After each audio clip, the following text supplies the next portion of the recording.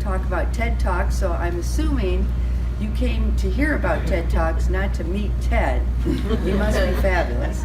So we've all probably have a favorite TED Talk. So let's start with, who knows what TED stands for? What does it stand for? Technology, education, and design. Technology, education, and design. So I just want to give you a little genesis of how I happened on to the TED Talks book. I, like many of the ladies here, like really all of us here, we're always presenting in different areas of our life and wanting to up our game. Well, one of my coworkers at Walsh had the audio book of TED Talks, and she said, "Oh my God, it's great." So I plugged it in my car and started listening, and all of a sudden I started going past places where I was supposed to be because I was listening too intently. So I really recommend the audio book. If you have to drive anywhere, a long trip, get the book. You'll get there and you won't even realize it. But how it started for me, so I read the book, I had the audio tape, and then it happened to be a week later I was at a chamber meeting, the Holistic Business Chamber, and the speaker didn't show. And she had some upset coming, small car accident, whatever. I'm like, so we had a group of people and no speaker. I'm like, wow, that reminds me of my talk that I gave on how to be resourceful in a crisis. And they're like, oh, that would be great. Can you do it? I'm like, sure. So here's one of the first things I learned about your favorite speech. And I always recommend to have one kind of tucked in your side pocket just in case this happens. I wish I would have kept my notes in a really easy place to find, right? Because I could, if I would have kept them on my email, or I could have brought it up real quick. But of course I didn't. So that was my first note to file. But then what was great about it was just reading the TED Talks, like in the span of 3 or 4 minutes. If you know your topic, you can pretty much pull this off, especially if it's something you do. I rearranged the speech to kind of go with the TED Talk. So here's the basics of the TED Talks. It talks about telling stories around the information that you're trying to impart. So I had a really great topic, how to be resourceful in a crisis. So I quickly put it into 3 different subjects. So being resourceful in your everyday crises, like at work, like a crisis maybe be like we're looking at the college, our enrollment is down. So it's not like a crisis like people are dying, but it's something we need to look at. So I talked about that area, and then I talked about being resourceful in a crisis, say like a job interview. So it's not really a crisis, but it has the crisis pieces to it, right? Your heart's elevated, it's something new, you're trying to get across something important. So I had talked about all these things in my speech, but I kind of used quotes, and we naturally use TED Talks, the science, we tell stories. So I was telling a few stories, but one of the stories I told, and after reading the TED Talks, I had the ability to really put more description around it. I talked about being resourceful in a job interview, and my daughter's boyfriend was a chef, and he was just flown out to Nebraska for an interview, and Saturday morning he shows up for the interview, and they said, all right, you've got an hour and a half, you've got to cook a full course meal, and you can only use the ingredients that we have here, and chicken is the entree, and it has to be in all your pieces of your meal. It's like, wow, how did that turn out? Chicken for dessert? I mean, I get, appetizers and all that. So Adam, in like a few minutes, right, had to really corral some resources, and chefs are creative. We've all seen the shows. So the first thing he did, and I didn't get the brilliance of this till I thought about it, until later. It's like he took his chicken and he deboned it. So think about that. When you're in a crisis, when you're trying to do something, if you're giving something to work with, what he did was he took out every piece that he wasn't going to need, so he had everything to work with. Like, that was, I hadn't thought of it that way. And so then he proceeded to make a fabulous salad. For the appetizer was the chicken and something. He made Brussels sprouts, and for the dessert, you know, I'm like, all right, what are you gonna do for dessert? How do you put chicken in a dessert? Well, chickens lay eggs, so he could use the eggs. So he made creme brulee. But so this was the key again. When you're in these situations, what's key is there's little pieces to what we're doing when we present that somehow will touch somebody in the audience, like in a different way. They'll connect.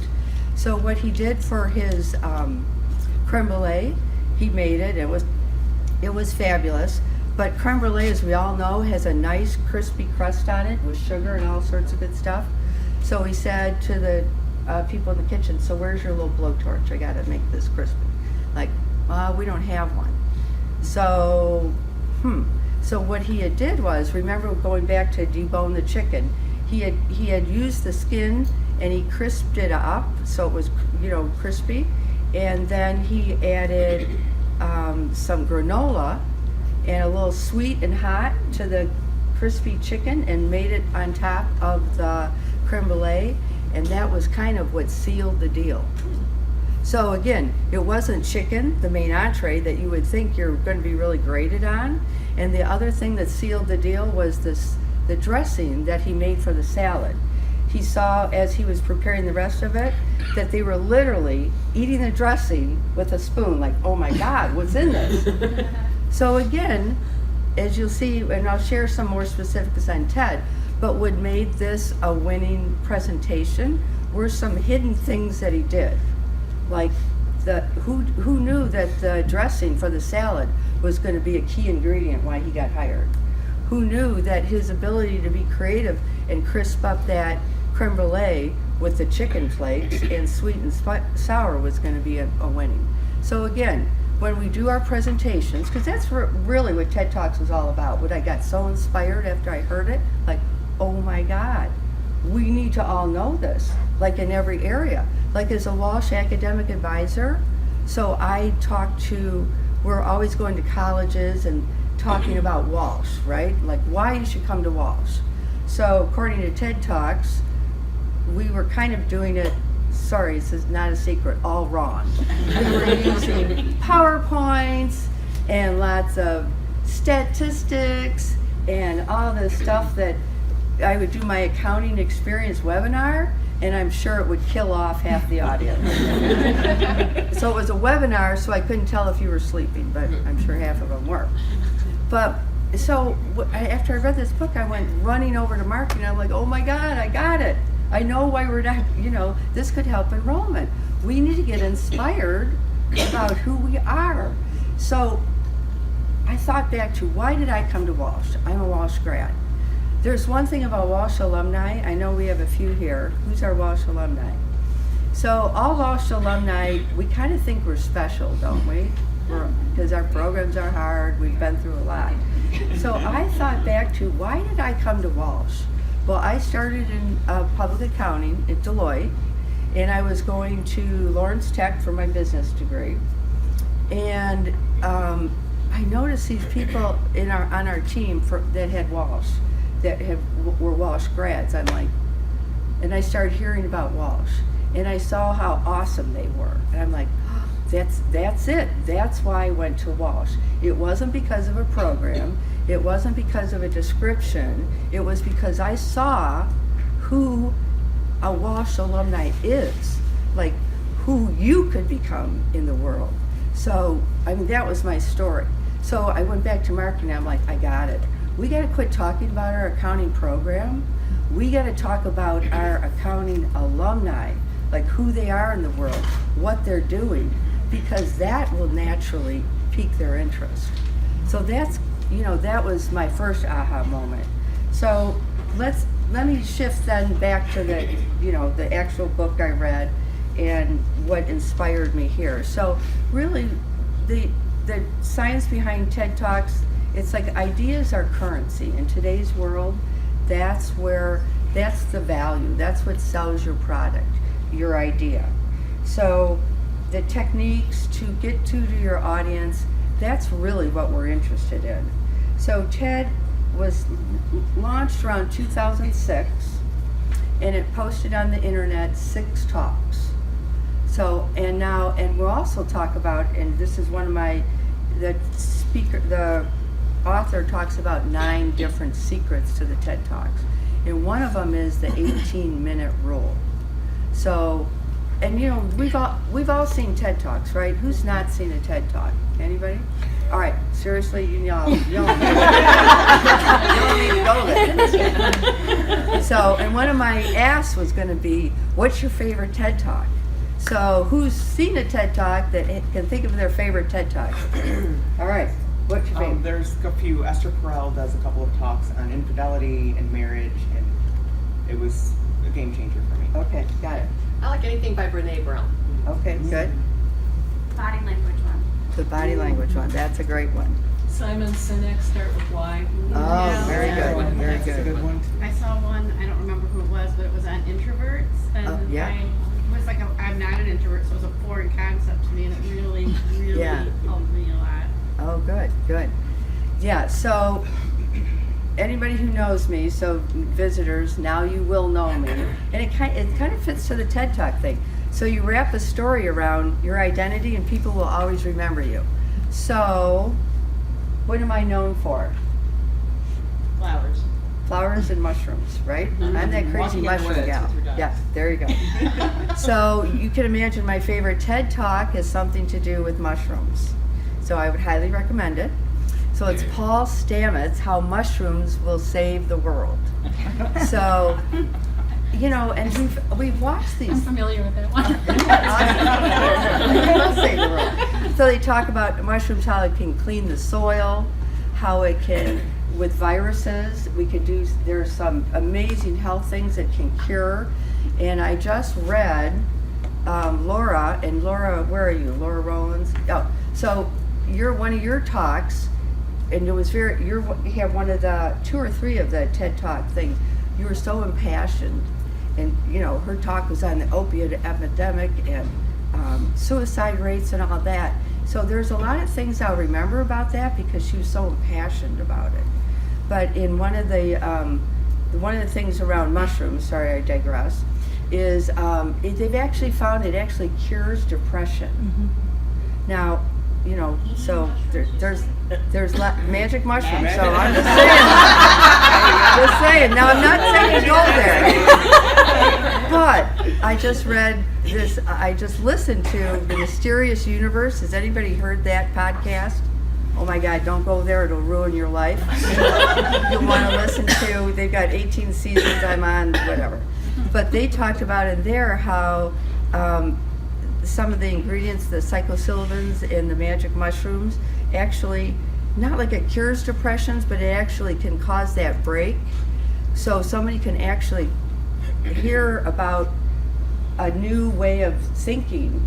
And it touched my heart because my son deals with depression, like anxiety and depression. And with this recent thing of suicides, and I'm reading all these posts, and I finally got it. I mean, I got it on a level like I said to my son, here's what I got. I have no idea what you're going through. Like, if you've never dealt with depression, I mean, I'm kind of that sunny side up person that I wake up, even though the cliff fell off yesterday, I'll think, all right, that's yesterday. So it kind of helped me have that conversation with him and say, and I realized, and I also didn't feel bad because I realized the medical community, they're pretty messed up in this area too, right? They give a lot of drugs, but nobody gets cured. So again, there's all these different things that we talk about that your brand, and we'll go to the TED Science, they've got 9 things that he talks about in his book. So, you know, we'll start with that. And I want to give a little background, a little, you know, thank you to Dale Carnegie, because he was really the 21st century. He was the guy who kind of started this public speaking thing, how we can up our game, right? Anybody here have done the Dale Carnegie? I see. All right. Yeah. So when you read about TED Talks, you'll get so, you know, he was all about keep it short, tell stories, be enthusiastic. So that's all part of the TED Talks. Those are the primary things. And then, but what he really lacked, think of it, you know, 40 years ago, he didn't have the power of the internet.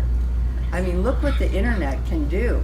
Like, we can all view these TED Talks and we can all work on our public speaking by any great speaker in the world.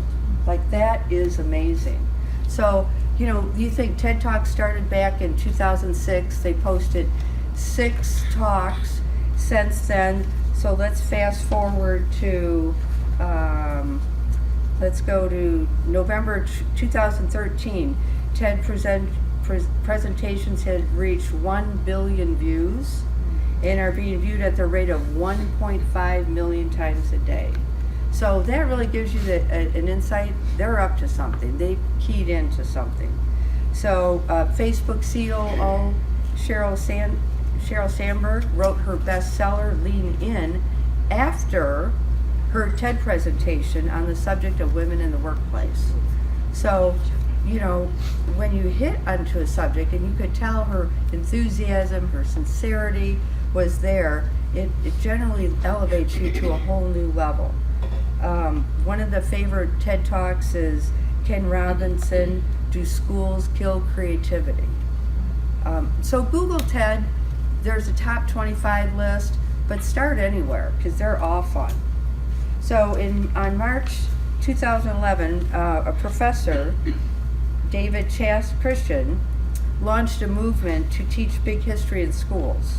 So he taught, it covers 13 billion years of history in 18 minutes, and it's been viewed more than 1 million times. So one of the big secrets, you really don't even understand when you're watching TED Talks, they're all 18 minutes long. Like 18 minutes? 13 billion years of history? So one of the things that we talk about in the TED Talks is, obviously, to have a TED Talk at that level, you have to know your material. And you have to be masterful at pulling it back and getting to the real 18 minutes of conversation. So anybody who's had a teenager, or even probably a husband, can relate to this. If you can't get your point across in 2 sentences, the lights are off and somebody's left the building. So, you know, in our conversation, it does work. When you come to your, when you're working with somebody and you have to describe what you need, like, get it down, get it to 2 sentences, because you're gonna lose your audience after, you know, 3 or 4. So again, that's a big part of the TED Talks is boil that big topic down into 18 minutes. So you'll find that all TED Talks are 18 minutes. Did anybody know that? I had no idea. And I thought, oh my God, they're all just fabulous presenters. They just get up and they're awesome. No. They rehearse, they plan. This one presenter, she had a blog, and I forget what her topic was. She decided on her topic because it kind of generated out from her blog, like what are people interested in? So she decided this is going to be her topic, so she did her speech around that, and then she asked people who read her blog if they would listen to her first presentation. And then she got their feedback, like this worked, that didn't work. And then she crowdsourced a small group to give it to in person. So again, this worked, that worked.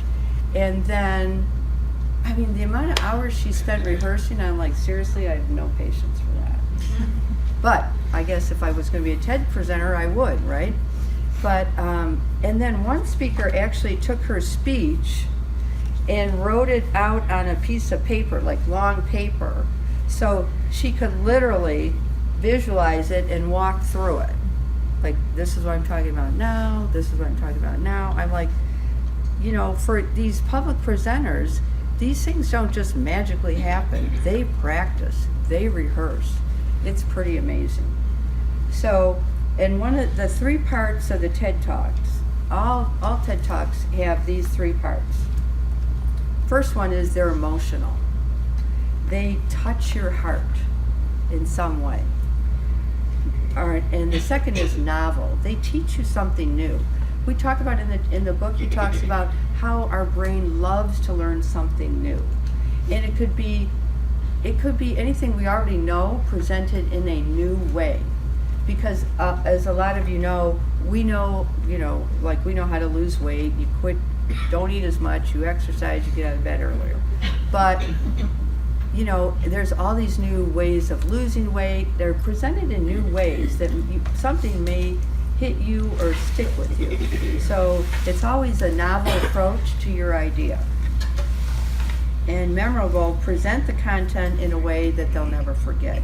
Now, some of the TED Talks, you'll notice, they do use PowerPoints. But here's the secret in the PowerPoints. Forget the words and show pictures. Like, our brain gets pictures. We remember pictures. We remember facts if they're wrapped in a story.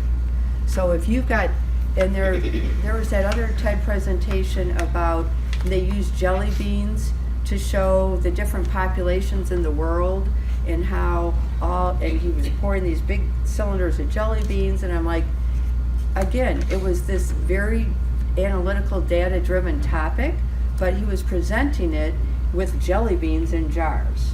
So again, when you have these complicated topics, wherever you're working and presenting, try to use the data, you can use the data, but wrap it around a picture or a story. And they talked about Bill Gates. He had one TED Talk where he actually released mosquitoes into the audience. And like, that kind of, that'll wake you up. Luckily I didn't bring any mosquitoes or bugs from my mushrooms, so you're all set. So, all right, so let's get started with the 9. So the secret 1, unleash the master within. So this is, what are you passionate about? Better yet, what makes your heart sing? So, I can always give talks on mushrooms because I'm crazy and passionate about it. But overall, what makes my heart sing is exactly what I'm doing now, sharing new ideas about ways that we can be better presenters. I love connecting students. I love networking. I like creating career. I'm doing some career coaching, helping somebody who's in Ohio who wants to move to California. I like to help them expand their career, expand their opportunities. So find out, really what you're passionate about, because that will show through in your talks. So secret number 2, master the art of storytelling. So stories, one of the presenters says, stories are just data with a soul. So in stories, what we find in these TED Talks is they break down walls. When you connect with your audience, then you have an opening to go further with a connection. So one of the stories they talk about in 2012, Brian Stevenson was a civil rights attorney, and his project was the Justice Project. So he had done work as a lawyer, promoted no life sentences for juveniles that did those crimes that would qualify for a life sentence. And he was passionate about it. And he was getting ready to speak to the Supreme Court and get some things approved or legislation started. And somebody from TED offered to, why don't you do a TED Talk on this? Well, he hadn't hardly even heard of TED. He said, no, that's okay. Well, he got back to the office, and everybody in the office said, oh my God, you need to do a TED Talk. Like, you have no idea the power. If you're trying to get across this idea, who can hear it? So he agreed to do it. Now, what was interesting for his presentation, he used no PowerPoints, no pictures. He just told stories. And he told a story about his grandmother, how she had taken him aside. He came from a family of 10 children. His grandmother had taken him aside and said, I've been watching you. You are special, and I want you to do 3 things for me. Number 1, I want you to always love your mom. And he says, well, that's easy, I can do that. And number 2, I want you to always do the right thing, even when it's hard. And he's like 9 years old. We're like, okay, he doesn't know what that means yet, but I'm sure he will. And the third thing was, I don't want you ever to drink alcohol. He's like, okay, I'm 9, that's cool. Sure, that won't happen, right? So and then he was so excited about that, and then he found out, he said something, that he was out with his older brothers a few years later, and they were drinking alcohol, they had beer, and he said, here, take a drink. He goes, and he said, no, I can't. He said, why can't you drink alcohol? Because did Grandma tell you don't ever drink alcohol? Did Grandma tell you you were special? Did Grandma tell you to always love your mom? Yes. He said, all right, so he didn't drink, but that was his audience breaker, like that connected, that started the connection. And then he told 2 other short stories, and then he started his speech and talking about some of these situations and the compelling facts around, the legislation he was trying to get. So that day, in that 18 minutes, he raised $1 million for his Justice Project. So $55,000 for each minute he spoke. So again, you don't have to use pictures, you don't have to use data. Sometimes a heart-to-heart connection in telling those stories up front, and he talks about using humor. So we have to be careful with that, right? Telling jokes sometimes works, mostly doesn't. Comedians, and again, this was where I read in the book, some of the comedians will practice a joke like thousands of times before they actually use it. So again, you want to connect with those stories at a level that, have meaning for you. All right, now number 3, the secret number 3, have a conversation. So again, help with planning, early feedback, and rehearsing help you get to know your material at the conversational level. Like if you're up there reading, notes and data, you're going to be a little more confined or maybe not as natural. So again, having that conversation. And the secret number 4 was tell me something new. So each of the TED Talks, you can tell they're all different. One of my other favorite TED Talks is Dr. Jill. She talks my insight of a stroke. So she's a neurologist and she has a stroke. And she said, like, as a neurologist, she was having this stroke, and she said at one level I realized, oh my God, I'm having a stroke. Her arm was numb and things were happening in her body. She goes, oh my God, my neurons are blowing up right now. And then in the next instance she said, oh my God, this is cool.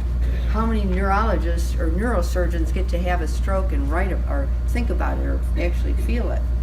Well, she tells that story, and then it was a serious stroke, so she had 8 years of recovery, but then she gave a TED Talk on it. So you can imagine when you come with that story, and one of her favorite TED Talks is to talk to young people and talk about the brain, and basically what she tells them, up until age 23, your brain isn't fully developed. So when you do something stupid and somebody says, why did you do that? And you say, I don't know, that's probably a truthful answer. So your job as young people is to keep yourself alive till your brain can actually make better decisions for you, right? We've all had teenagers, so we all know this story. I think maybe even at one point I was a teenager and I had some things. And I always tell my teenagers, like, look, there's this decision cascade. Like, you can make 1 or 2 bad decisions and regroup, right? Like drinking too much, going to a party. So the first bad decision most youngsters make is they don't eat all day because nobody, it's hard to get food into a teenager. And then they decide to go to a party late in the day and they haven't eaten. First bad decision, haven't eaten all day. Second bad decision, they decide to drink. And then the third bad decision, right? I said, usually you can catch a decision at 3 or 4 and get out of it, right? So the third bad decision might be to drive or something. So at any of the top level, you can say, oh, this is not working. I'm not going to go there. So again, you know, I loved her speech because it was like this brain and these young people. I'm like, I get it. You know, they really are pretty, you know, they're stupid at some level. So, all right, number 4, we talked about teach me something new. And then secret number 5, deliver jaw-dropping moments. So that was really kind of Dr. Jill's my stroke of insight. So her jaw-dropping moment was she was in the middle of a stroke and thinking, oh my God, I can learn about this. So, you know, inside of her speech, it's been viewed millions of times, just millions. Secret number 6, lighten up. So a lot of these details and these different subjects we go into, and especially if we're in a business situation, you know, we've got lots of data we're presenting. You know, there might be a point in the speech or presentation where you can somehow lighten it up, because seriously, we're trying to stay awake here. And again, you know, that's the 18-minute rule. They've done the science behind that about that's secret number 7. Stick to the 18-minute rule. So that just seems insane, a short amount of time. And I recently presented we had the fun of hosting kindergartners from Blackwell School once a year here in Walsh College. So I get a room of 50 kindergartners, and we got the accounting students and international students. So we're in charge of presenting their program. Half a day, this is going to be fun, we're awesome. So I'm telling my daughter about this, who's an elementary school teacher, and she starts laughing. I'm like, hey, why are you laughing? She goes, oh, you have no idea what you're in for. I said, yes, it's clear I don't. Give me some tips. So her tip was, so whatever age they are, that's their attention span. So if they're 5, you got 5 minutes. And then so 5 minutes, and then maybe, you know, change it a little bit, right? I'm like, well, that just sounds like a college, you know, that sounds like a class at Walsh College. You know, 10 minutes and I'm snoozing in the class. So what they found is that 18 minutes is really the optimal time for you to take in information and remember it. So, you know, think about that with all your topics, these hour-long conferences that we get, you know, pulled into. We could even use that 18-minute rule for the hour-long conference, is what I kind of got out of the book. Like, if you've got an hour-long seminar or something to present, try to break it up into different sections so you can give your audience a little chance to take a break, because they find that listening and thinking is hard work. Like, you probably know yourself, you can go work out for a full day, work in the garden, do a lot of physical things, and at the end of the day, you feel great. Sometimes you feel energized. But working in public accounting, Sarah, I'm sure you know this from busy season, when you work 10 hours a day and you're thinking that 10 hours, you go home at the end of the day, you're exhausted. And it's like, why is that? I've literally, no physical activity, but the mental activity is draining. So that's kind of the magic behind the 18-minute rule. And they even go so far as to, they've timed this, 150 to 160 words per minute is the ideal rate of speech. So interestingly enough, they use that for audiobooks.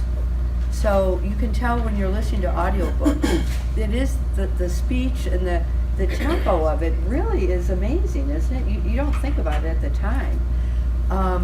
So that's one of the things. When you're speaking, sometimes you tend to speed up, but try to keep it at a moderate tempo. Now, at the ends of those tempos, right, are Tony Robbins, crazy man on the stage, doing, push-ups and whatever. He speaks at an average of 250 words a minute. But he can pull it off because that's who he is, right? He is that high energy. So his tempo matches what he's talking about. Now, on the other end of that spectrum, some of you might remember this person, Henry Kissinger. He speaks at 90 words a minute. Like, you could actually take a nap between paragraphs. So, but that worked for him because, again, that was kind of his being. He was, you could tell, you could almost see the thought, the working in his mind. So those are, you know, again, you gotta match your tempo, but again, tend to, you know, get an even tempo that your audience can match with. Secret number 8, paint a mental picture with multi-sensory experiences.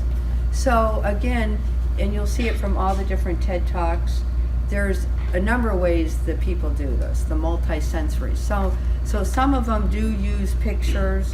The model one that I forget her name, the TED Talk. So she's a model, and her TED Talk was all about how being a model is presentation and how that looks. Well, she was born with some birth defect that they had to actually amputate both of her legs at the knees. So in the middle of her speech, she takes off her, and she's got like 15 or so sets of artificial legs. Like, I didn't even know that was possible. So she takes off her legs and switches out and puts on sweatpants and a shirt, and like she looks like a whole new person, right? And it's like, well, how did she do that? But again, when she's talking about modeling in different ways we have of being, about different ways we present ourselves, she got the audience to see, literally you wouldn't recognize her from person A to person B if you were around the corner. So that's the multi-sensory approach. That worked for her. So again, in these different TED Talks, now that you kind of, you know all these things, when you're watching them, you're going to get like, oh, I see what they're doing. They're trying to, you know, keep this alive. And then the final one, secret number 9. Secret number 9 is stay in your lane. So what that means is your presentation should be something you're passionate about, that makes your heart sing. You'll find that when you're presenting somebody else's information, you're not as attached to it as they would be. So that would, you know, and I really got that. It's like when I do my talks, I like to talk about things that, you know, inspire, help build your careers, and promote you in different areas, because I am personally inspired by that. That's my lane. Like, I could probably talk about mushrooms, because, yeah, that's my little side lane, well, this exit over here. But to talk about, you know, CPA topics and maybe, you know, FASBs and all that, not my topic. And I'm sure I'd kill you off with it. But, so those are all, you know, those are kind of the 9 secrets. That's the beauty and the wonder of TED Talks. And I'm just so thankful that I could share that with you today. Thank you for coming out.